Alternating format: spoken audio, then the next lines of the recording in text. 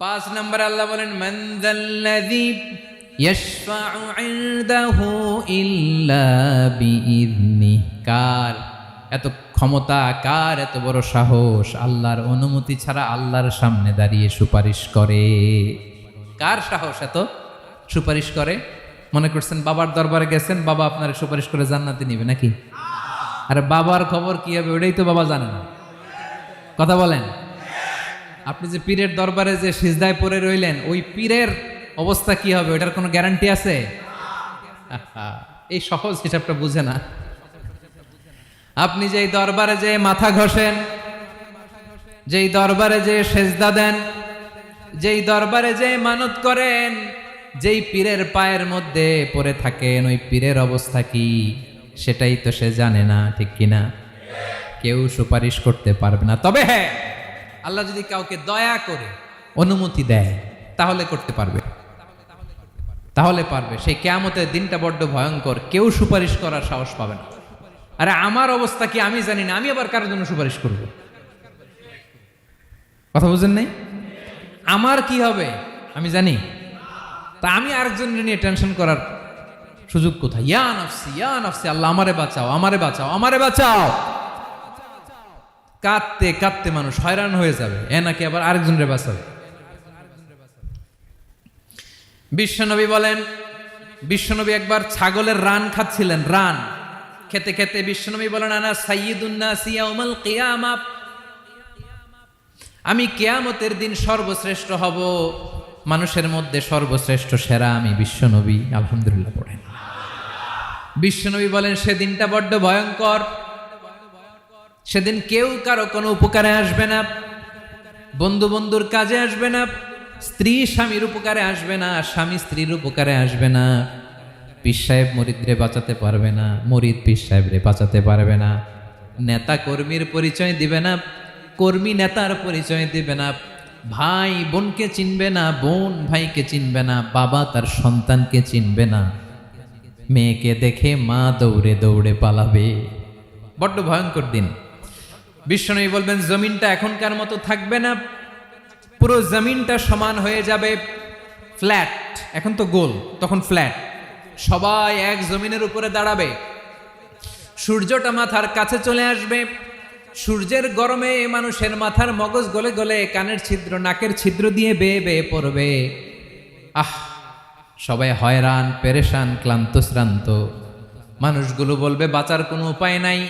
50,000 বছর মানুষ এরকম দৌড়াবে, চিৎকার করবে, কাঁদবে, বাঁচার কোনো উপায় নাই। সবাই বলবে, আহ, আল্লাহ যদি বিচারটা শুরু করতো, যা হবার হবে, আগে বিচার শুরু করুন। বিচারই শুরু হয় না, বিচার শুরু হইতেই 50,000 বছর। আল্লাহ, 50,000 বছর, 5,000, 15,000 না, 50,000 বছর এরকম যাবে। মানুষগুলো কাঁদতে কাঁদতে বলবে, চলো আমরা আদম আলাইহিস সালামের কাছে যাই, যেন আল্লাহরে যে সুপারিশ করে, আল্লাহ আপনি বিচার শুরু করেন। কিয়ামতের ময়দানে সবাই মিলে সাইয়েদনা আদম আলাইহিস সালামের কাছে যেয়ে বলবে, ইয়া আবাল বাশার ইয়া আউয়ালাল আম্বিয়া, ও আদম নবী, আপনি দুনিয়ার বুকে প্রথম নবী, আল্লাহ নিজ হাতে আপনারে 60 হাত লম্বা করে বানিয়েছেন, আপনার সম্মানে ফেরেশতাদেরকে সেজদা দিতে বলেছেন, দুনিয়ার প্রথম নবী, প্রথম মানুষ আপনি, আপনি আল্লাহরে যে সুপারিশ করেন যেন আল্লাহ বিচার শুরু করে। আদম আলাইহিস সালাম বলবেন, আমি পারবো না, কারণ আল্লাহ আমাকে একটা নিষিদ্ধ গাছের কাছে যেতে নিষেধ করেছিল, আমি ভুল করে এই গাছের ফল খেয়েছি। নাফসি নাফসি, আজকে আমার কি হবে আমি জানি না, আমি বড় লজ্জিত। আমারে যদি আল্লাহ জিজ্ঞেস করে কেন খাইছিলাম, আমার কোনো উত্তর নাই, তোমারে বাঁচামো কেমনে আমি? নবীরা থার থার করে কাঁপবে সেদিন। আদম আলাইহিস সালাম বলবেন, আমি পারবো না, মাফ করো আমাকে, আমি পারবো না, ওই যে ভুল করে গন্ধম খেয়ে ফেলেছি, নিষিদ্ধ গাছের ফল খেয়ে ফেলেছে, আমি বড় লজ্জিত, অনুতপ্ত, আমি পারবো না। আজকে আল্লাহ এত রাগান্বিত হয়েছে, আগে কখনো আল্লাহ এত রাগান্বিত হয় নাই, ভবিষ্যতেও আল্লাহ কখনো এত রাগান্বিত হবে না, আমি পারবো না। এক কাজ করো, তোমরা নূহ আলাইহিস সালামের কাছে যাও। কোন নবী? লোকেরা এবার পাগলের মতো দৌড়াতে দৌড়াতে আল্লাহর নবী নূহ আলাইহিস সালামের কাছে যেয়ে বলবে, ইয়া নবী আল্লাহ নূহ, আনতা আউয়ালুর রুসুলি ফিল আরদ, আপনি জমিনে প্রথম রাসূল। আদম আলাইহিস সালাম নবী ছিলেন, রাসূল ছিলেন না। এই দুনিয়ার বুকে প্রথম রাসূল ছিলেন আল্লাহর নবী নূহ আলাইহিস সালাম। সবাই বলবে ও নবী আল্লাহ নূহ, রাসূল আল্লাহ নূহ, আল্লাহ আপনাকে আবদান শাকুরা, শুকরগুজার বান্দা বলে কোরআনে বলেছে। কোরআনে নূহ আলাইহিস সালামের নামেও সূরা আছে না নাই? আপনি আল্লাহর প্রিয় বান্দা, প্রিয় রাসূল। দেখেন আমাদের কি দশা, ঘামতে ঘামতে শেষ। জমিনটা তামার জমিন, সূর্যটা মাথার কাছে, কি করবো আর পারি না, ঘামতে ঘামতে আর কত ঘামবো, কত দাঁড়িয়ে থাকবো। আল্লাহরে যে বলেন বিচার যেন শুরু করে। নূহ আলাইহিস সালাম বলবেন আমিও পারবো না, আমিও পারবো না, আমি আমার ছেলের জন্য এক কথা বলে ভুল করে ফেলছি।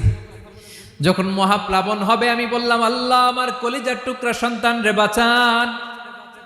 আল্লাহ বললেন ও নূহ, সে তোমার সন্তান না, কারণ সে ঈমান আনে নাই, সে পাহাড়ের উপর দাঁড়িয়েছে, দেখি কেমনে সে বাঁচে। ওই যে আমি একটা না বুঝে আবদার করেছি, আল্লাহ আমার উপর রেগে গিয়েছিলেন। আজকে আল্লাহ ওই ব্যাপারে যদি আমারে প্রশ্ন করে, আমার কোনো জবাব নাই, আমি পারবো না, মাফ করো। তোমরা সবাই মিলে আল্লাহর খালিল ইব্রাহিম আলাইহিস সালামের কাছে যাও। লোকগুলো পাগলের মতো খুঁজতে আরম্ভ করবে, অযুত লক্ষ নিযুত কোটি মানুষের ভিড়ে আল্লাহর খালিল ইব্রাহিমকে যে বলবে ইয়া খালিলুল্লাহ, ও আল্লাহর খালিল, আল্লাহ আপনাকে বড্ড ভালোবেসেছেন, আপনি কাবা বানিয়েছেন, আল্লাহ আপনাকে বড্ড পছন্দ করেন। দেখেন আমাদের কি অবস্থা। আপনি যে আল্লাহর কাছে সুপারিশ করেন যেন আল্লাহ আজকে বিচার শুরু করে। আল্লাহর নবী ইব্রাহিম বলবেন আমিও পারবো না, আমি আমার জীবদ্দশায় 3টা মিথ্যা বলেছি। কয়টা? আসলে মিথ্যা না, একটু টুইস্ট করে কৌশল করে কথা বলেছিলেন, ওইটাকে হাদিসে মিথ্যা বলা হয়েছে।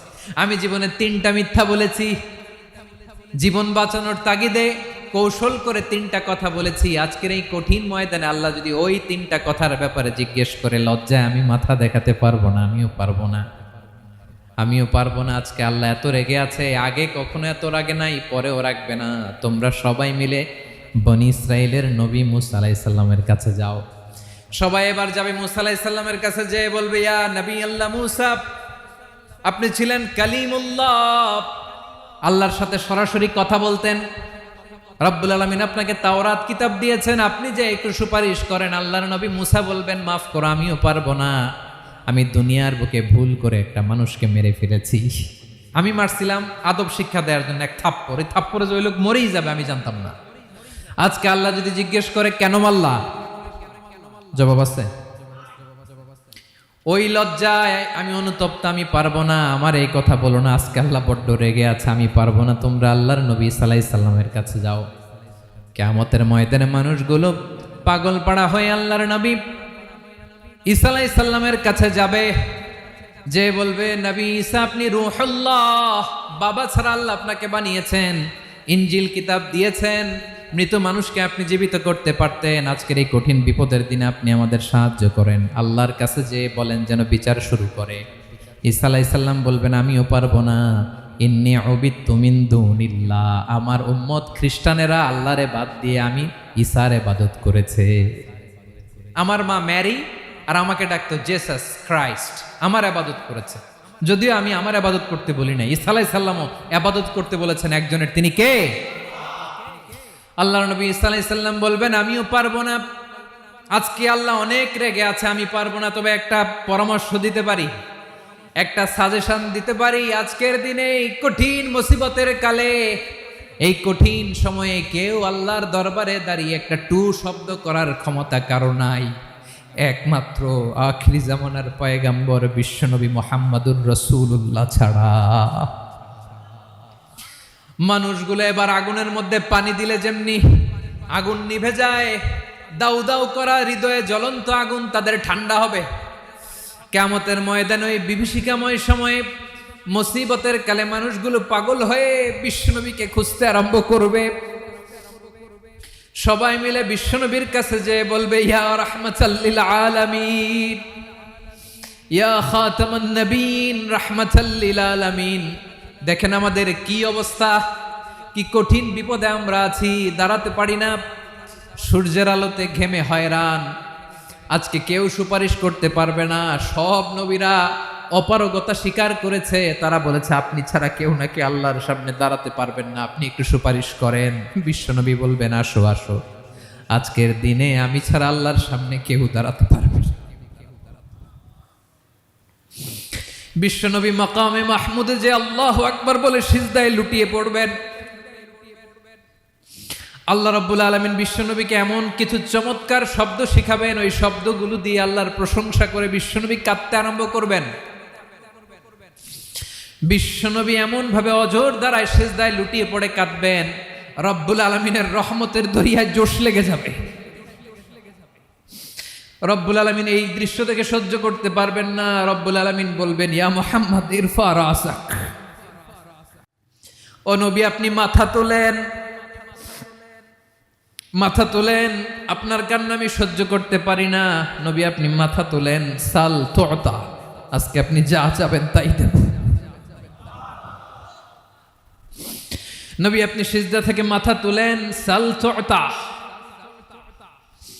যা চাবেন তাই দেব।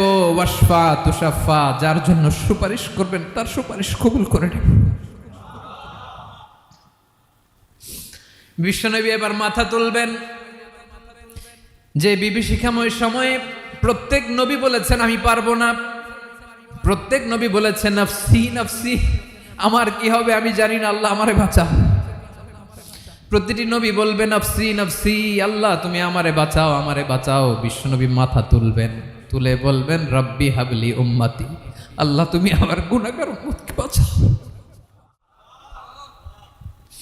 এই দুনিয়ার বুকে রব্বুল আলামিন সব নবীকে একটা করে দাওয়া মুস্তাজাবা দিয়েছেন, মানে যে দোয়া করলে কবুল হয়ে যায় সাথে সাথেই। দাও বিহা, দুনিয়ার সব নবীরা ওই দোয়াটা দুনিয়ায় করে ফেলেছে। সব নবীকে আল্লাহ একটা করে দোয়া দিয়েছেন, নবী দোয়া করলেই কবুল। সব নবীরা ওই দোয়া করে ফেলেছে দুনিয়াতে। বিশ্বনবী বলেন আমি করি নাই। ওয়া ইন্নী আখতাবিউ দাওয়াতি শাফাআতান লি উম্মতি ইয়াউমাল কিয়ামাহ, আমার ওই স্পেশাল দোয়াটা আমি দুনিয়ার বুকে কঠিন বিপদে পড়েও কোনোদিন করি নাই। আমি আমার স্পেশাল দোয়াটা কিয়ামতের দিন আমার গুনাহগার উম্মতকে সুপারিশের জন্য রেখে দিয়েছি। আল্লাহ বলবেন নবী ইরফা রাসাক, মাথা তোলেন, আর কাটবেন না। বিশ্বনবী মাথা তুলবেন, আল্লাহ বলবেন সাল তুতা, আপনি যা চাবেন তাই দেব। ওয়াশফা তুশাফা, সুপারিশ করেন সুপারিশ কবুল করব। বিশ্বনবী বলবেন আল্লাহ ওই স্পেশাল দোয়াটা দুনিয়াতে করি নাই, আজকে আমি তোমার দরবারে দাঁড়িয়ে কিয়ামতের দিন ওই দোয়াটা করছি। আল্লাহ আমার যে উম্মতের হৃদয়ে যাররা পরিমাণ ঈমান আছে, আমার একটা উম্মতকেও তুমি জাহান্নামে ঢুকাতে পারবা না। বিশ্বনবী পাগলের মতো একবার হাউজে কাউসারে যাবেন, একবার সিরাতে যাবেন, একবার পুলসিরাতের দিকে, একবার হাউজে কাউসারের দিকে, পাগলের মতো দৌড়াতে থাকবেন, তার কোনো গুনাহগার উম্মত যাতে জাহান্নামে ঢুকে না যায়।